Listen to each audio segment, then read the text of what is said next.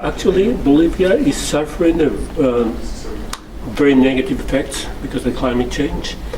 We've been suffering droughts, floods in parts of the country. People are really suffering because of the water leakage, water needs.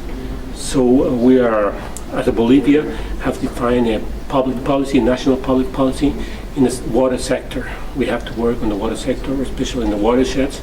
So our project, which is being implemented by Helvetas, Swiss Intercorporation, and financed by SDC, the official Swiss Foundation Office, is working on, we have aligned to the government policy, the national watershed plan, which is related with the water sector, so we can work in this sector in terms of providing more visibility, more access to the people water.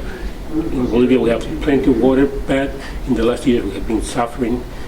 People have been experiencing that there is less and less water every year. So the climate variability has been increasing. So when you are working for a company taking money to invest in certain projects, what types of indicators do you need to be able to offer to the main funders of this project? We have different types of indicators. We of course have these process indicators, so we can make sure that the project is doing fine. But for our funding offices and the public, we have more income-related indicators, as well as access to water. How many families have access to water, have improved their accessibility to water, and also how many families have reduced their vulnerability and have increased their resilience to water. Those are the main indicators for the funding offices.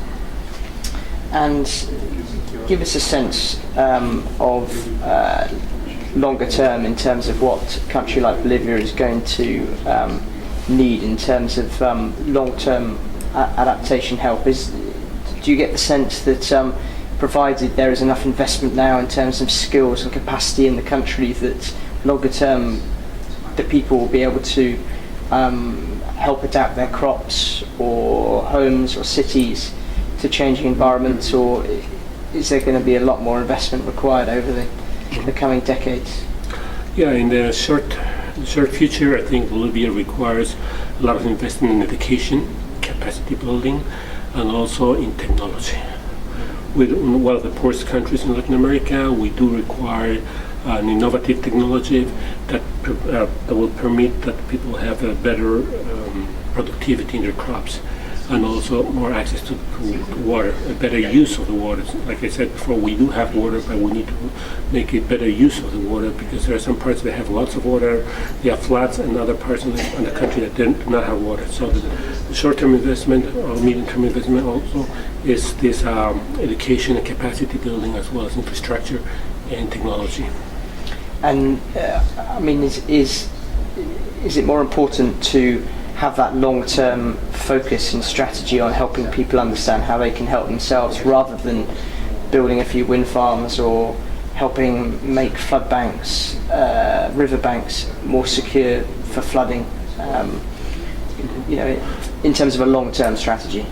Yeah, I think there's a couple of things. In the short, we do need to work at the short term with the infrastructure and manage all the risks we have, all the climate risks.